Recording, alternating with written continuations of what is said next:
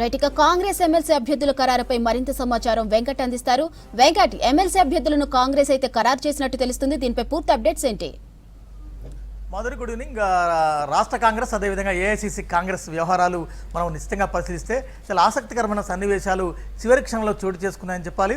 అంటే ఎమ్మెల్యేల కోటా కింద 5 ఎమ్మెల్సీలు తెలంగాణ రాష్ట్రంలో ఖాళీ అయినాయి. ఇందులో 4 కాంగ్రెస్ కూటమికి వస్తాయి. ఈ 4గింటిలో సిపిఐ డే 1 నుంచి తమకు ఒక సీటు కేటాయించాలని పట్టుబడుతున్న నేపథ్యంలో సిపిఐ నేతలు అటు పిసిసిని ఇటు రాష్ట్ర ముఖ్యమంత్రిని కలిసి కొంత రిక్వెస్ట్ చేసిన నేపథ్యంలో ఒక సీటు సిపిఐకి ఇస్తూ ఏఐసిసి ఒక నిర్ణయం తీసుకుంది. మిగిలిన 3 కాంగ్రెస్ పార్టీ అభ్యర్థులని అధికారికంగా ఖరారు చేసింది. ఒకటి అద్దంకి దయాకర్, ఇంకోటి కితాబత్ శంకర్ నాయక్, అదేవిధంగా విజయశాంతి. అద్దంకి దయాకర్, శంకర్ నాయక్, విజయశాంతి. ఈ 3 పేర్లలో మొదటి నుంచి అద్దంకి దయాకర్ పేరు డే 1 నుంచి వినబడుతుంది. ఎందుకంటే గత అసెంబ్లీ ఎన్నికల్లో ఆయనకు టికెట్ ఇవ్వలేదు. ఆ తర్వాత ఎమ్మెల్సీ ఎన్నిక, ఆ తర్వాత ఎమ్మెల్సీలో ఆయన అభ్యర్థిగా చివరి దాకా ఉండి అతని నేమ్ కట్ అయింది. ప్రతి అవకాశాన్ని కూడా కాంగ్రెస్లో ఉన్న కొన్ని వర్గాలు అతన్ని అడ్డగిస్తూ వస్తున్నాయని కొంత ప్రచారం జరిగింది. ఈ చివరి నిమిషంలో కూడా తనకు ఎమ్మెల్సీ అభ్యర్థిత్వం ఖరారు చేయాలని నల్లగొండ జిల్లా నేతల దగ్గరికి వెళ్ళి ఒక్కొక్కరి దగ్గరికి వెళ్ళి అద్దంకి దయాకర్ కూడా రిక్వెస్ట్ చేసుకున్నారు. అంటే చివరి దాకా కూడా సామాజిక సమీకరణలో భాగంగా అద్దంకి దయాకర్కు వస్తుందో రాదో అన్నది కొంత మీమాంస, కొంత అన్సర్టనిటీ ఉండే. కానీ చివరి నిమిషంలో అద్దంకి దయాకర్కు ఖరారు చేస్తూ ఏఐసిసి నిర్ణయం తీసుకుంది. అంటే అద్దంకి దయాకర్ పేరు డే 1 నుంచి ప్రచారంలో ఉంది. అంటే వస్తుందా రాదా అన్నది కాస్త పక్కన పెడితే డే 1 నుంచి అద్దంకి దయాకర్ పేరు అయితే ప్రచారంలో ఉంది, చివరకు ఖరారైంది. ఇకపోతే శంకర్ నాయక్ పేరు ఎస్టీ సామాజిక వర్గం నుంచి నిన్నటి వరకు కూడా అసలు ఎస్టీ సామాజిక వర్గానికి ఇస్తారా ఇవ్వరా అన్నది పెద్ద ఎత్తున ఒక చర్చ అయితే జరిగింది. అసలు ఎస్టీ సామాజిక వర్గం నుంచి పేరే ఉండదు, అసలు అభ్యర్థి ఉండరు అనుకున్నారు. కానీ అనూహ్యంగా ఇటు పిసిసి ఇటు ఏఐసిసి శంకర్ నాయక్ పేరును తెరపైకి తీసుకొచ్చింది. అయితే శంకర్ నాయక్ అంటే ముందు నెహ్రూ నాయక్ అన్నారు, లంబాడ సామాజిక వర్గం నుంచి విజయభాయ్ అన్నారు, రకరకాల పేర్లు వచ్చాయి. కానీ శంకర్ నాయక్ పేరు ఊహించని విధంగా తెరపైకి వచ్చింది. సరిగ్గా 2 రోజుల క్రితం కాంగ్రెస్ సీనియర్ నేత జానారెడ్డి దగ్గరికి శంకర్ నాయక్ కలవడం, నేను కాంగ్రెస్ పార్టీ అధ్యక్షునిగా, బ్లాక్ కాంగ్రెస్ అధ్యక్షునిగా, ఎంపీపీగా, ఎంపీటీసీగా, జెడ్పీటీసీగా పనిచేశాను, కాంగ్రెస్ లాయల్గా ఉన్నాను కాబట్టి దయచేసి నాకు అభ్యర్థిత్వం ఖరారు చేయండి అని శంకర్ నాయక్ జానారెడ్డిని కోరడం, జానారెడ్డి పిసిసి అదేవిధంగా సీఎం రేవంత్ రెడ్డికి ఓ సిఫార్సు చేయడం, 24 గంటల్లోనే ఏఐసిసి కూడా ఆ పేరును అప్రోచ్ చేయడం. అంటే చివరి నిమిషంలో శంకర్ నాయక్ పేరు తెరపైకి రావడం, ఆ తర్వాత ఖరారు కావడం. ఇకపోతే విజయశాంతి డే 1 నుంచి అంటే కాంగ్రెస్ పార్టీలో పనిచేస్తున్నారు. అంతకుముందు బీజేపీలో ఉన్నారు, బీజేపీ నుంచి మళ్ళీ కాంగ్రెస్కి వచ్చారు. విజయశాంతి పేరు ఖరారవుతున్నట్టుగా గత 24 గంటల క్రితం ప్రచారం జరిగింది. విజయశాంతి భర్త శ్రీనివాసరావు వాళ్ళు ఢిల్లీ వెళ్ళినట్టుగా కూడా కొంత ప్రచారం జరిగింది. కానీ క్రాస్ చెక్ చేస్తే తమకు ఎమ్మెల్సీ అభ్యర్థిత్వం అవసరం లేదు, మేము పార్టీకి విపరీతంగా సేవ చేస్తున్నాము, మాకు ఆ ఎమ్మెల్సీ కంటే పెద్ద పదవి వస్తుందనే ఆశాభావంతో ఉన్నాము, ఎమ్మెల్సీ మేము అడగట్లేదు అన్నారు. కానీ నాటకీయ ప్రణాళిక మధ్య ఇవాళ విజయశాంతి పేరు కూడా ఒక్కసారిగా ఏఐసిసి ఖరారు చేసింది.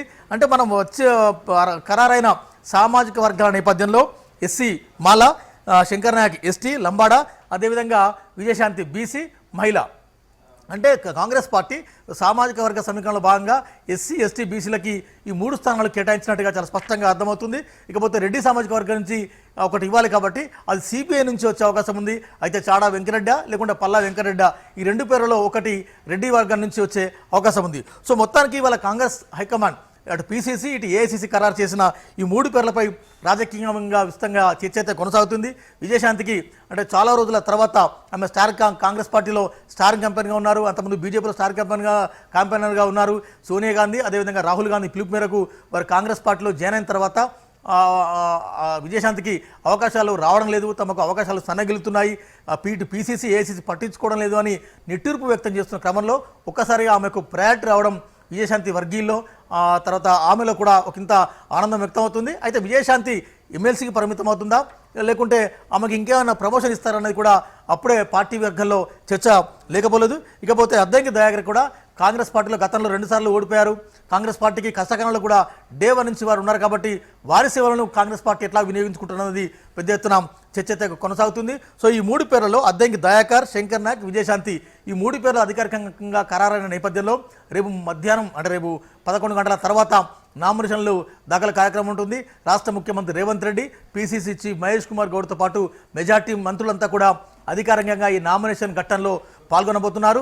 వీటందరికీ కూడా ఏఐసిసి నుంచి కూడా కొద్దిసేపు క్రితం కంగ్రాట్స్ చెప్తూ ఉత్తర్వులు కూడా వచ్చినాయి. సో మాధురి మనం చూసినట్టయితే కాంగ్రెస్ పార్టీలో గత వారం 15 రోజులుగా ఎమ్మెల్సీ అంటే ఎమ్మెల్యేల కోటాలో ఎమ్మెల్సీ అభ్యర్థులు ఎవరు అని సామాజిక వర్గాలుగా రకరకాల పేర్లు అయితే వినబడుతున్నాయి. అనూహ్యంగా ఒక్కసారిగా అద్దంకి దయాకర్, శంకర్ నాయక్, విజయశాంతి ఈ 3 పేర్లను చూసినట్టయితే ఏఐసిసి కొన్ని కొంత ఫార్మాట్ పెట్టుకుంది. అంటే గతంలో పోటీ చేసి ఓడిపోయిన వారికి, అదేవిధంగా వివిధ ఏ పదవులు లేని వారికి ఈ 3 ఇచ్చినట్టుగా తెలుస్తుంది. ఎందుకంటే అద్దంకి దయాకర్ వారు పోటీ చేయలేదు, పోటీ చేయకుండా ఆ సీటును త్యాగం చేశారు. అందుకే వారికి అవకాశం వచ్చినట్టుగా ఈ లిస్టు బట్టి అర్థమవుతుంది. ఇక విజయశాంతి కూడా ఆమె స్టార్ క్యాంపెయినర్గా ఉన్నారు, చాలా మందిని గెలిపించిన దాంట్లో ఆమె కీలక భాగస్వామిగా ఉన్నారు. సో ఆమె ఎన్నికలకు దూరంగా ఉన్నారు కాబట్టి ఆమె కూడా ఎమ్మెల్సీ పెద్దల సభకు అవకాశం వచ్చినట్టుగా మనం భావించాలి. ఇక శంకర్ నాయక్ అంటే లాయల్ కాంగ్రెస్ పార్టీలో ఒక క్రియాశీల గ్రామ స్థాయి కార్యకర్తగా శంకర్ నాయక్ పేరుంది. నల్లగొండ జిల్లా వాస్తవ్యులు, మిర్యాలగూడ నుంచి ఆయన బ్లాక్ కాంగ్రెస్ అధ్యక్షులుగా, డిసిసి అధ్యక్షులుగా, ఎంపీపీగా, జెడ్పీటీసీగా డే 1 నుంచి కాంగ్రెస్ కార్యకర్త నుంచి తన కెరీర్ స్టార్ట్ చేశారు.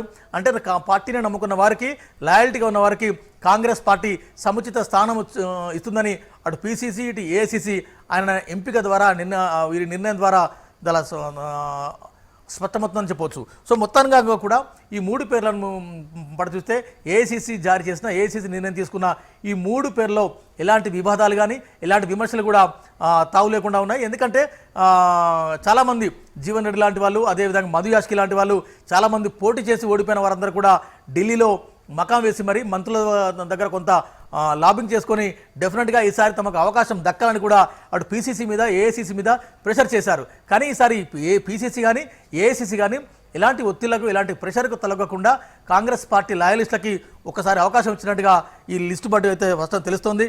అద్దంకి దయాకర్, శంకర్ నాయక్, విజయశాంతి ఈ 3 రేపు నామినేషన్ దాఖలు చేయబోతున్నారు. అది మొత్తంగా కూడా కాంగ్రెస్ పార్టీలో ఈ 3 ఎంపిక పట్ల కొంత హర్షాతిరేకాలు అయితే వ్యక్తమవుతున్నాయి. మాధురి.